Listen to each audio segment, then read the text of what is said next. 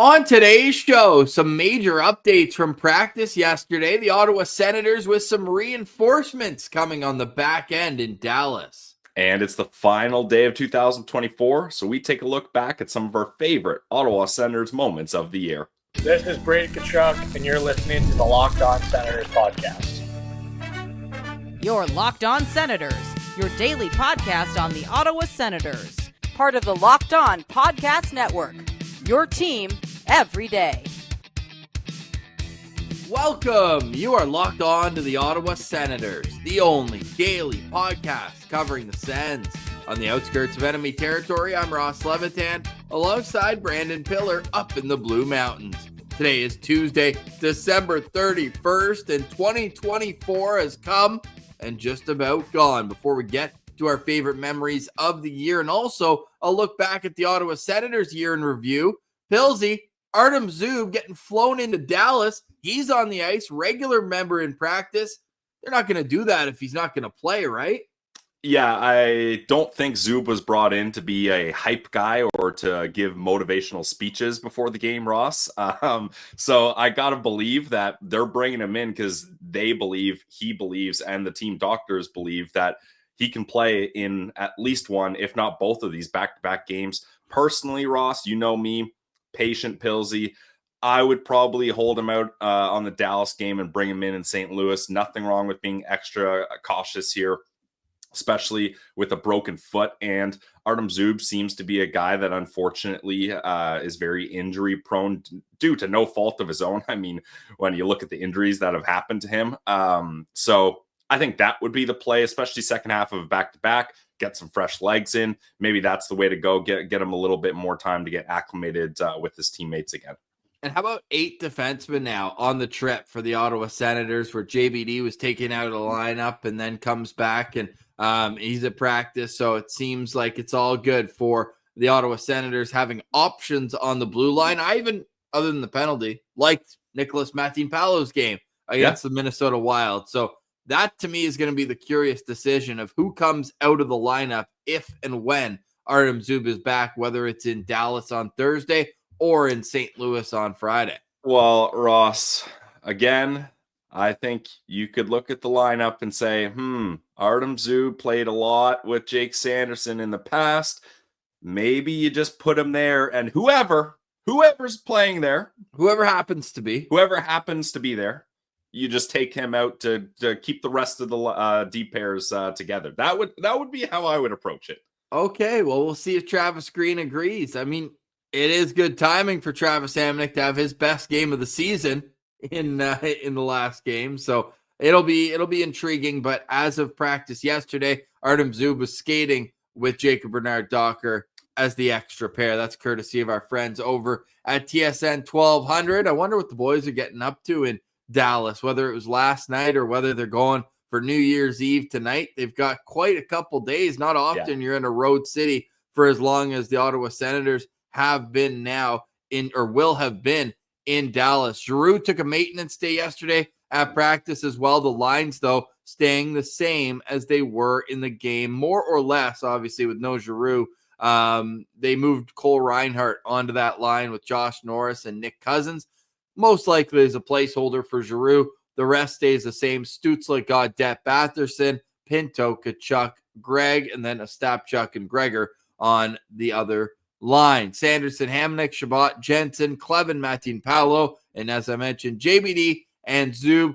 I'm going to take a page out of Pilsy's patience, and I'm going to say that Levi Merilainen should start on Thursday and give Forsberg an extra day, but hope that he's ready to go Friday in St. Louis. Yes, Ross, I love that. I'm with you on that. And Ross, you tweeted out, if you take a look at the assignments that Levi Merilainen has had in his young NHL career, why not give him one of the best teams in the Western Conferences again, up against the Dallas Stars? Like, I think you got to ride the hot hand, and Levy had a really great game up against the Minnesota Wild. So why not roll him again and give Forsberg another day to get ready? And I think TSN 1200 even had the quote from Forsberg where he said, look, I'm not trying to rush into things. I don't want to do anything. Yeah, here it is. Doesn't want to do anything stupid and come back too early. So It looks like the whole team, Ross, when it comes to injuries, is approaching this with caution and patience. So I think it would be a different story if Levy had a bit of a stinker up against the Dallas Stars, Ross, or the Minnesota Wild, rather. But he played well, so let him keep going. And the team was confident, and they were stoked for him after the game. So I'm with you. Let's get Levy going. Let's get the Finnish firewall up against the Dallas Stars. Well, you got to think that part of this injury prevention and maybe more. I want to choose my words carefully here because I don't know if they were brash before, and I mean a lot of the same trainers are there, but I do think with Matt Nickel now overlooking the club as the director of player health and performance, there's certainly a mandate not only to keep things tight to the vest in terms of disclosing what injuries are, but also timelines and what they're doing. They want to make sure everything stays private. So I would imagine that it's one of those where when they're ready that day, that's when they'll say they're ready that day. Otherwise, it's just going to be, hey, we're taking the cautious route. We're going to make sure we're 100%. We're all good here. And we'll see how things continue to develop, because it wasn't long ago that Travis Green said before the team went to Minnesota, and Winnipeg, I should say, that David Perron was skating lightly at the Sensplex as well. So no update on Perron, but we do have one on Artem Zub, who rejoined the Ottawa Senators at practice yesterday. Wonder, no word yet. Just checking on the social media here for the Ottawa Senators. Nothing yet on when practice is today. So we'll keep you posted on that at Sens Central on Twitter. Pillsy, a little World Junior chat. Today is December 31st, which means it is the big group play matchup. Canada, USA, and if you're going to the game, take the GLEBE Central Pub shuttle. There are limited seats available still, so get on that and leave your keys at home and enjoy what should be a great night of hockey at the Canadian Tire Center. Ross, I thought you were going to say, when you said the big game, Kazakhstan versus Switzerland. Come on, Vladimir Nikitin. Let's go. They had an exciting game yesterday. I don't know about best game, but exciting. Well, for them, it was their best game, Ross, because if you look at how other games have gone, when you lose the first game 8-1 and then drop your second game 14-2, a 5-4 overtime loss isn't too shabby, and they were right in it. You got to give Kazakhstan a lot of credit. That's a good Slovakia team, too. It's not like that's another one of the bottom-tier teams. They've had a really solid kind of rush of good young prospects coming through that country system. And Vladimir Nikitin, he's doing everything he can for Team Kazakhstan. So you got to give a lot of stick taps to him, because that's tough, Ross, when you're a goalie and you're battling and you just don't have the team in front of you to battle back. But they battled back in this one, and I was rooting for them to get the win, but ultimately it wasn't the case, as they lose 5-4 in overtime. But they made it exciting. They certainly did. Hopefully Team Canada can make things exciting tonight, taking on Team USA. That is the star of the round robin tournament. We'll be watching that one ever so closely. We also have 13 games in the National Hockey League, and I incorrectly stated, Pilsy, that the Winter Classic was the only game on January 1st. Yeah. Turns out the only game on January 1st is the Devils visiting the Kings at 7 o'clock or 6 o'clock Eastern. Like, the Winter Classic's today in the middle, sandwiched between 12 other games. What are we doing? Well, Ross, when you have an opportunity to have a classic rivalry like Devils Kings, you got to put that on the main stage to kick off 2025. It's amazing. Like, there's games sprinkled throughout the day today, starting at 12:30 Eastern, where we are all Jacob Chikrin super fans. Washington Capitals hosting the Boston Bruins. That's going to be a big swing for Ottawa if the Capitals can win in regulation. Then we've got the Maple Leafs hosting the New York Islanders. That game gets underway at 1 o'clock. Vegas Golden Knights, the hottest team in the National Hockey League. They're hosting the Montreal Canadiens, who are on a bit of a roll themselves. So we're looking for Vegas to smack them back down to earth in a big way there. And then, the Winter Classic at 5 o'clock. Oh, and then at 8 o'clock, we've got Penguins against the Red Wings. See how ridiculous that sounds? You put so much time and effort in building the stadium at Wrigley Field, doing all this. Like, why is it not front and center, the only show? And why is it being moved? It's always been on New Year's Day. Is it because college football said, no, that's our day now too?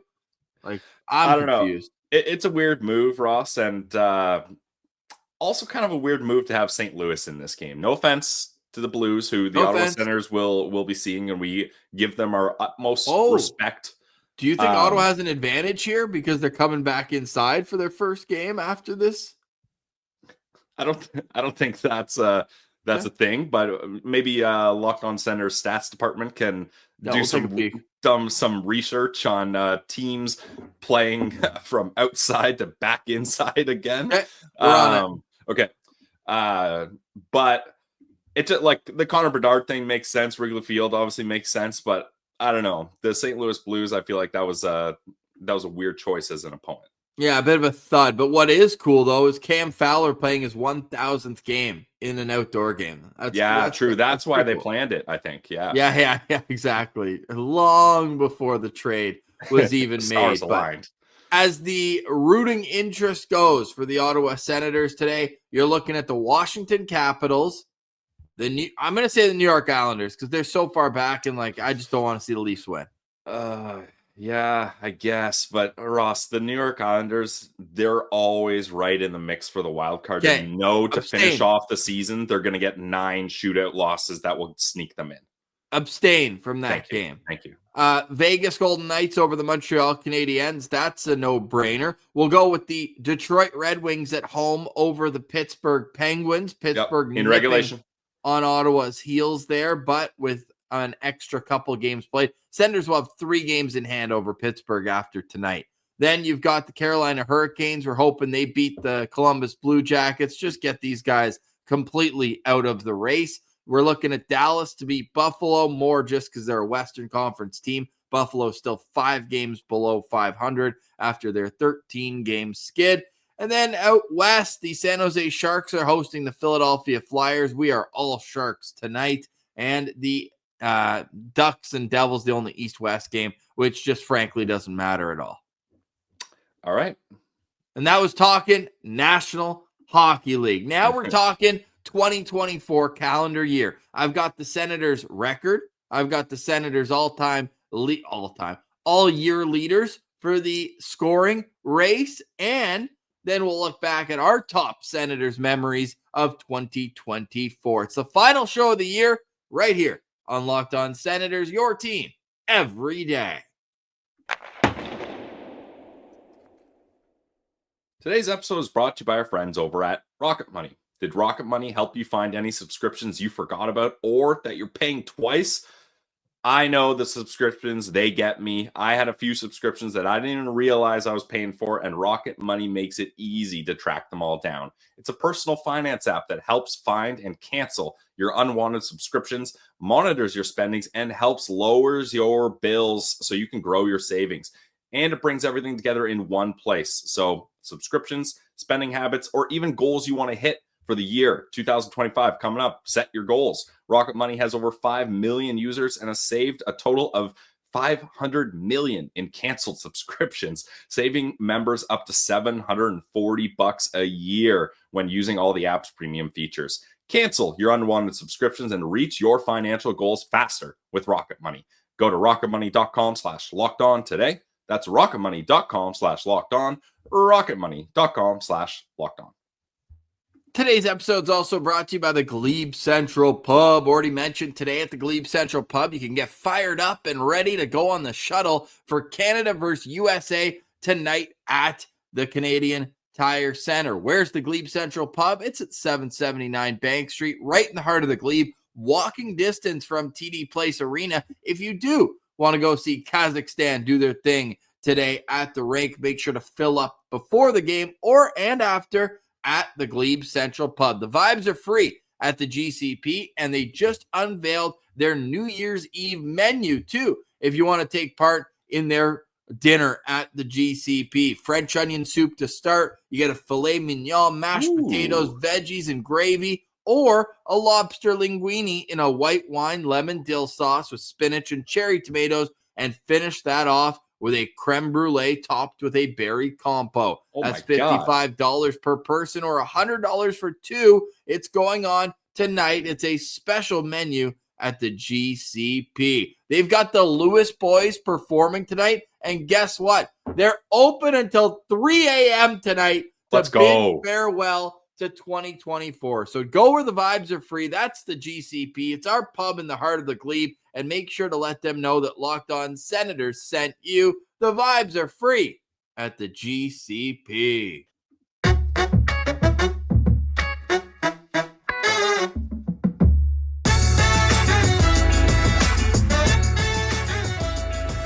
All right, Pilsy, we are here wrapping up 2024, and what a year it was, not only for LOSP, but it really felt like the Ottawa Senators were getting somewhere, something like to build off of this year. I hope we look back at this year like maybe Senators fans did a generation earlier in 1996, where they got so close, and then the next year they made the playoffs, and they made it for 13 straight seasons after that. Wait, so are you saying this is the year they get so close? No. Let's just make it. Let's just make it. Okay, cool. So the calendar year 2024 is where we got close, even though there's no playoffs right there. But if you look at their record, the Ottawa Senators record in 2024 was 42, 38, and 6. 18th in the National Hockey League, and 16 teams make the playoffs. So, see what I'm getting at there? Yeah, sorry. I thought you were talking about the season. You're talking about the year. I got you. It makes sense. Love it. Yeah. I mean, what's the thesis of the show, bro? I know. That's my bad. Hand up. Hand up. All good. Well, I'm doing a little quick math here. How many episodes of Locked On Senators do you think we did in 2024? Not including the postcast, just daily episodes. Well, 5 a week. Oh, you're gonna strain something with this. There's 4 weeks in a month, so let's say 20 shows every month. We only don't do full months, August and September, but half of September. Oh God, I'm gonna say I'm throwing all of those calculations out the window, Ross, and I'm just gonna throw a number at you. I'm gonna say 247. Oh my God, you were one off. 246. Oh, man. 246 plus 86 postcasts. That's 332 total episodes of Locked On Senators in the last 365 days. We are here buzzing. And then bonus episodes. We did a couple bonus episodes like Trade Reaction, Tarasenko. By the way, Tarasenko 5th in points per game by an Ottawa Senator in 2024. He was sick, like we talked about in the offseason, Ross. That was, in my opinion, the biggest loss of this team, even more than Jacob Chychrun. Who do you think is the number 1 points per game player for the Ottawa Senators in 2024? The Ottawa Senators played 86 games. Brady Tkachuk. No. Then Tim Stützle. No. Okay, then it's someone that played like one game and had 1 point. Correct. In 6 minutes of ice time. Who? Matthew Highmore. Give it up for Matthew Highmore. Hey, there we go. Wow. Attaboy. That's why he got that new contract. Yeah, exactly. But in terms of guys who actually played, it was Brady Tkachuk 1 and then Tim Stützle 2. Okay, so I was on the right track. That's Matthew Highmore's agent went to the general managers with the new contract negotiations. Like, look, our guy is top in points per game here. You gotta re-sign him. Like, you see that, right? You see that, right? Stick taps to Claude Giroux at 37 years old. Claude Giroux and Drake Batherson are the only 2 Ottawa Senators to play all 86 games in the calendar year.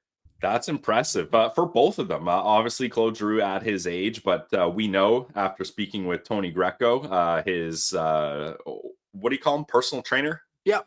Yeah, personal trainer that Claude Giroux puts the work in. So it's not that surprising, but still impressive nonetheless. And then Drake Batherson, for a guy that suffered a serious injury a couple of years ago, to be able to have a clean bill of health, we love that for Drake. Yeah, love that. Brady Tkachuk only missed one game as well. So he played 85. Ridly Greig and Jake Sanderson each played 83. Those are the only players in the 80s. Tim Stützle at 79, Shabbat 77. Even Shabbat only missing 9 games in the last calendar year. Yeah. And like, look at that stat line. Like that's not bad for Thomas Shabbat. 77 games, 11 goals, 30 assists, and a +7. So if he can keep rolling on that pace a little bit higher, even if you just go with this season in particular, we might be on to something here for the Ottawa Senators. So that is the year that was. I think if we look at maybe who surprised you the most in 2024, is there anyone whose numbers, whether it's the point totals or just by your expectations, impressed the most? I mean, oh, there we go. That's by time on ice per game. No, Chychrun slowed down, eh? He was so hot at the start of the season. He had 7 goals and 16 points his last 50 games. -29 in his last 50 games. Yeah, that was tough. Yeah, I don't think anything really surprises me, Ross. Everyone kind of slotted in where I had hoped they would. I guess still the biggest surprise, though, is the fact that Tim Stützle only has 3 power play goals in a full calendar year. Like that's crazy. That is nuts. I hate to harp on that, but that's got to be the stat that jumps out at me. I mean, what about Josh Norris only having 5, including 1 literally on Sunday? True, that also is surprising, but I'm surprised. At least Timmy has 27 power play points. Norris only has 12, and he's been on the top unit for all 57 games he's played. Yeah, and as I said a couple days ago, he's put on this earth to score goals, especially power play goals, so he's got to be chipping in more. But Ross, I'm surprised you and I have any hair left after watching the Ottawa Senators not put him in his office and set him up for that one-timer, because it's wild. And even they were asking Josh about it. That was his first power play goal, I think, in a long time when he got it, because I remember he was saying it felt good to finally get one again, because it had seemed like forever since he scored a power play goal and since he scored on a one-timer from his spot like that. Well, his last goal was against Vancouver Canucks shorthanded. He did score a power play goal in the game against the Islanders, that loss right before the 6-game winning streak. But I don't think it was a while ago for being on the top unit, like you mentioned, at the minutes that he's played without scoring a goal there is probably staggering. Yeah, and before that was San Jose, his last power play goal before that. Okay, Pilsy, now time for our top moments of 2024. Looking forward to that. Some of them are on ice, some of them are off ice, and some of them are LOSP exclusives. That's next. You listen to Locked On Senators, your team every day.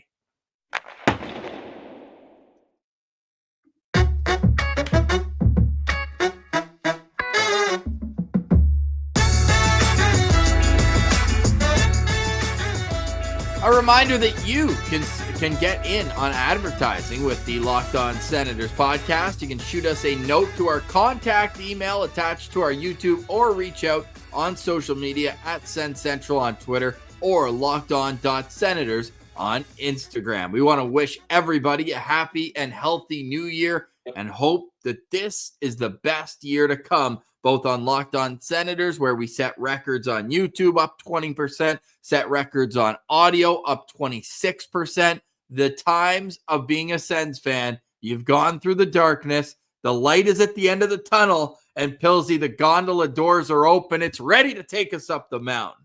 Yep, onwards and upwards. Let's go. It's been an awesome year in so many aspects. So without further ado, Ross, should we get to our top moments? Yeah, well, there's plenty on the ice and with the team I want to get to, but I think for us with Locked On Senators, the best moments for me were us being able to be boots on the ground in Winnipeg, in Minnesota. The NHL draft, to me, was the one that I'll never forget. The last centralized draft at the Sphere, seeing all the Sens fans there, staying at the Venetian, having Mendez come up to the room to do a live stream with us. And yeah, just all the memories from that weekend to me are going to take the cake. And then obviously we get the home opener again, which is just the best time to be among 19,000 of our best friends at the CTC. So I think obviously it's selfishly and it's, front and center in what we experienced this year. But dude, we saw the Sens play in 3 different arenas. Like, we got to keep that rolling into the next year for sure. No, more than that. 4? Yeah. Where Winnipeg, Minnesota, Ottawa, Montreal. Oh, true. There you go. Yeah, I- the Montreal game. It's a little forgettable. Yeah, so you listed it wasn't a big deal for me losing that game. Don't care about it. No. But you listed off a bunch of them there, so I'll latch onto them and go into a little bit more detail. Ross, today I was looking through my phone, some of those moments, and correct me if I'm wrong, but have we released the video of us reacting live to Carter Yakemchuk getting picked? No, I don't think we did. Okay, because I was watching that, and maybe, I don't know if you want to put it in here, Ross, or tweet it out at Sens Central, but I was watching today, and that was a crazy moment. Should I describe it, or are you going to put it in here? I'll put it right in. Okay. Go, Sens, go!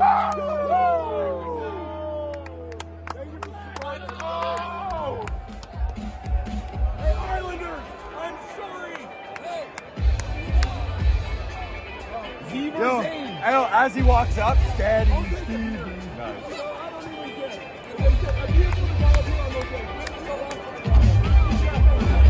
Why am I nervous right now? This is huge. I'm nervous right now. Let's go. But I'm going to be happy with any result. Any result. Up next, They've traded the pick. Same correct. Steady, Stevie! Steady, Stevie! taking Tyler Boucher in 2021. An interesting thing with Steve Stales, he has a background in the Ontario Hockey League. It'll be interesting to see if he dips into that pool of players. They've only picked No, we 3 need champs. We need winners. Steady, Steve! Ottawa, you're up. Let's go!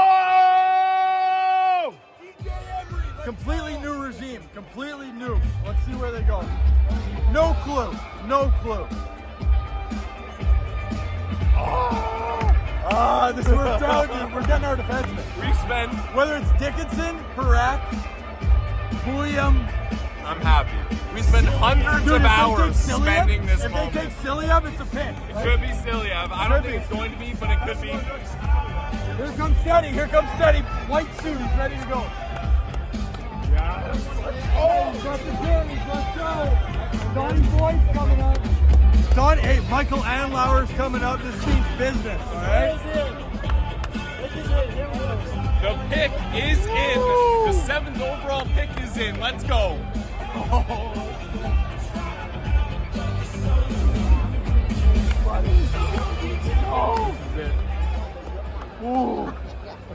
Here we go.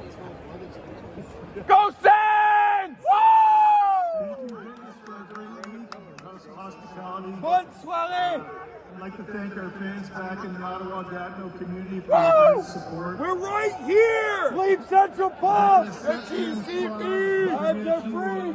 The Senators All 4 of selected us! the selection A to the Calgary Hitman of the We're taking WHL, Yakemchuk. Carter Yakemchuk. Alright, let's see. They like him. Hey. They like him. A right-hand shot defenseman that plays mean. He's got a lot of penalty minutes. He puts up points. This is not what we expected, but we're going to get behind this. No, we said there was a range of 12 players, and he was in that range of 12. We like it. It's not where we would have gone, but a big 6'3" defenseman, right shot from the hitman. This guy, go Google elite prospects. The name of the thing is Carter Yakemchuk dangles everyone. This guy has hands, he has skill. It's going to be about him getting coaching to be able to make the right reads defensively, so he's not getting beat and then trying to take penalties to try to avoid the mistakes.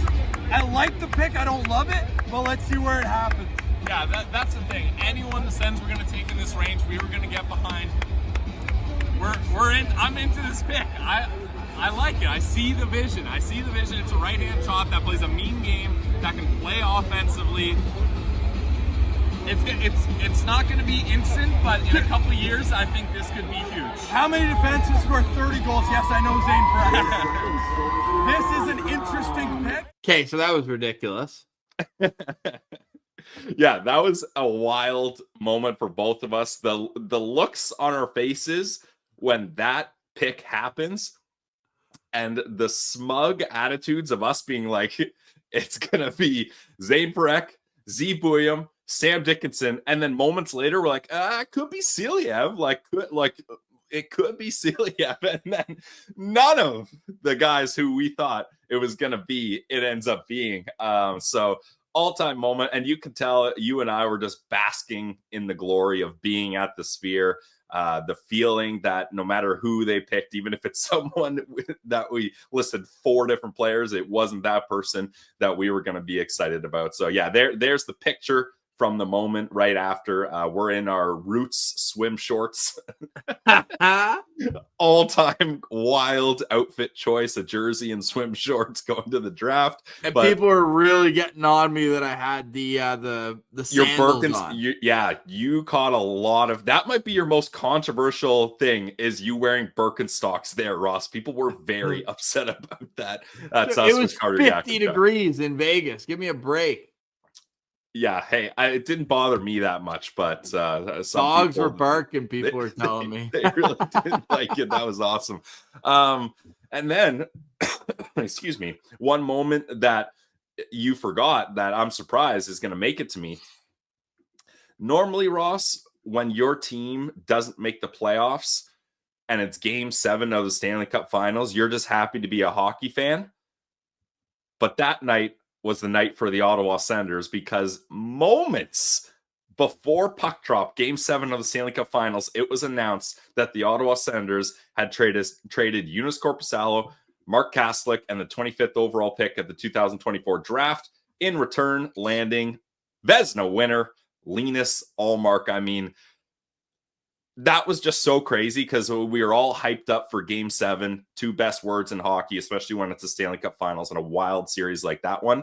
But then having that little news drop bomb on Sens fans was such a sweet moment. And like, Brady Tkachuk was at that game. We asked him about that moment when he was at the game and heard about it. And he was like, yeah, I couldn't believe it. It was awesome.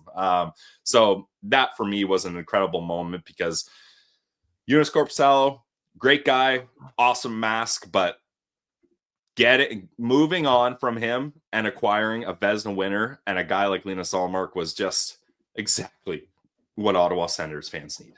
And the timing of it right before the draft too. Like, we carried that momentum into the NHL draft, but I think the extension was even more important than the trade.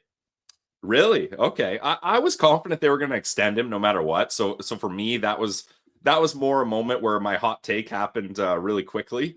So I was happy about that, but the trade was huge. The home opener to tie it into Linus Ullmark, I'll never forget the buzz around the rink. And in those quick moments, we interact with Sens fans and just being like, guys, we got a goalie. Like, we have a guy here. And just everybody being so energized about that because Linus Ullmark showed off right away. And then another one, Ross, I'm kind of surprised you didn't hit this one, but there was a certain slump buster in 2024 that gave the Ottawa Senators a boost. Yes, my daughter being born on November 25th. Since she's been born, the Senators are tied for second in the National Hockey League in points behind Vegas. Pretty wild. The Lily Levitan era is awesome. And the fact that they were 0-4-1 leading up to the day she was born. And I tweeted out my first tweet after she was born. I said the slump buster has arrived. And I didn't put any context to it. Classic. Make you guess. Yeah. But that is classic. That'll be number one. Lily, if you're listening to this years down the road, I did not pick going to Vegas for the draft ahead of you. I did not do that. I did not do that. But yeah, lots of great memories. We're hoping to make many, many more as we go in to 2025. And we asked on Twitter, what are your favorite memories from 2024? Nick Spence going with the Ridly Greig slapshot. Yeah, that was an omission.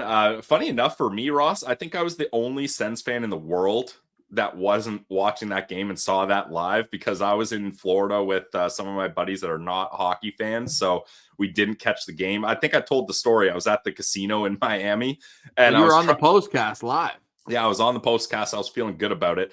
And I tried to get the game on. You're at a casino. There's hundreds of TVs with sports on. So I go up to the guy and I'm like, hey, like, can we get the hockey game on? Assuming like Miami, Florida, he's going to be like, oh, obviously Sens Leafs. That's the game he wants. And he put on college hockey, Michigan State versus Michigan. And I was Come on. God dang it, man. Like, that is not what I'm looking for. So I did not have any luck with that one, but it was awesome getting to find out live about it from you and Martian on the postcast. Yeah, which was our 5th most viewed video on YouTube this year. And the 7th most viewed video was a clip of that postcast. Thoughts on Morgan Rielly's headshot on Ridly Greig after an empty net slap shot was the name of that video. We'll get to more Citizens moments in just a second, but I'm on the top videos on YouTube in 2024. Our complete first round mock draft was number 1. And that's good news because it's a 4-hour video. So we put a lot of time and effort into making that. That's got 15,000 views, which is awesome to see. We can't wait to make this year's NHL mock draft video with special guests. Number 2, Brady Tkachuk interview. Tkachuk coming on the show was huge for us. The third one makes me laugh every time.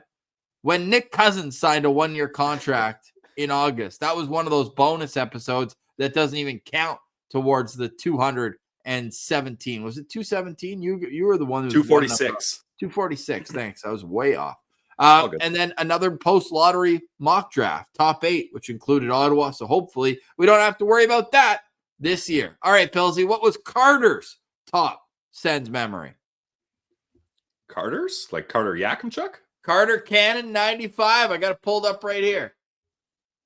There. Sorry. His name's Timmy Superstar 18. So that's why I was confused there. My bad. He says, not so much a memory, but a moment. That loss to Vancouver finally changed the mentality of this team, and they haven't looked back. Fire emoji. That is so true. Like, I was inches, millimeters away from smashing the panic button. We had our guy, Kyle from Locked On Canucks on, and he was like, guys, you got to calm down. Like, you can't he was be a this therapist already. that night. And we're like, you don't get it. We've been through so much, and we don't know how we come back from this. And Carter's got a point here. That is when things really turned around, and we all needed to flush out all those bad thoughts, all those demons. And that was not quite the Lily Levitan slump buster, but that was a moment where it certainly was a pivotal moment in this season. Well, he could have said mentality of this team. Nice. Tim Whalen says his favorite memory was being depressed after the 2024 draft, only to find out that Yakemchuk is the real deal. I like that. Yeah, like, we can't have overreactions to the draft. Like, if there's a second-round draft pick that maybe you didn't like and had made videos about earlier, you cannot overreact, guys. Come on, you just can't. Pat is with the fleecing Boston in the Ullmark deal. Adam Newton, y'all remember that time we went into mini on a back-to-back with our 3rd or 4th string Tendy and came out with the win in the middle of a long road trip? Do you remember? Yeah, I remember that. That was sick. Batherson's illegal goal on Jari that needs to be out of the game. Love that. Play the clip. All right, I will. Fine, tempt me. It's almost impossible. Stop. I love that. Oh, man. Sel is going with the 8-7 win on Thanksgiving. I didn't even think about that one, but it was a wild game now. Looking back, Josh Norris with the OT winner there. Kay writes in saying a 6-game win streak. That was the longest since 2017. So, yeah, that should be in contention here. For Lauren, it was Linus Ullmark being the best and worst memory. I'd imagine that's because you once had him, and now you don't. Yeah, the at there is important to say, Ross. It's Boss Bruins HC, so that's the context there. Is she the head coach of the Boston Bruins? Maybe. The agreement with the NCC for a new arena. That's low-key a very important memory. Maybe not a top one because I'm not getting excited until there's shovels. In the ground. Yep. But the agreement is it's a step in the right direction. Yeah, good one, Parmesan. Yeah, Riley's going with the same. The empty netter for Ridly Greig and the Ullmark trade. Chucky's just got a bit of recency bias here. Chuck Bond, Zub coming back from injury. Corey, who I got to meet at the Belleville Sens game in Manitoba recently, says not only the Ullmark trade, but how about moving Corpy at the same time? That's what I was talking about. Like that was hitting two birds with one stone there. The acquisition and extension of Linus Ullmark. This is a popular one. Timothy is trying to predict the future, picking up Jesse Puljujarvi off waivers later today. I don't think that is. Did he get sent down? Yes, he's on waivers today. We'll find out at 2:00 whether he clears. Happy New Year, Jesse. And then William Young shutting out the Leafs earlier this season. Signing Ullmark has to be number one. So appreciate the engagement there on social media. Lots of great answers. You can't go wrong. Tomorrow we will look at what we would like to happen in 2025. We look back at the year, and then tomorrow we'll look ahead. And then Thursday, we got a game day preview, baby. We're back. I've got one omission. The Belleville Senators playoff run was an absolute blast. I went to a bunch of those games. I really enjoyed it. So that was fun for me to experience Senators playoff hockey, hoping that it's Ottawa Senators playoff hockey in 2025. Hey, no spoilers on tomorrow's show. Stay tuned for that. For more, you can check out our entire catalog of Locked On Senators on YouTube and wherever you get your podcasts. For today, we say goodbye. For Brandon Piller, I'm Ross Levitan. This has been another edition of the Locked On Senators podcast, your team every day.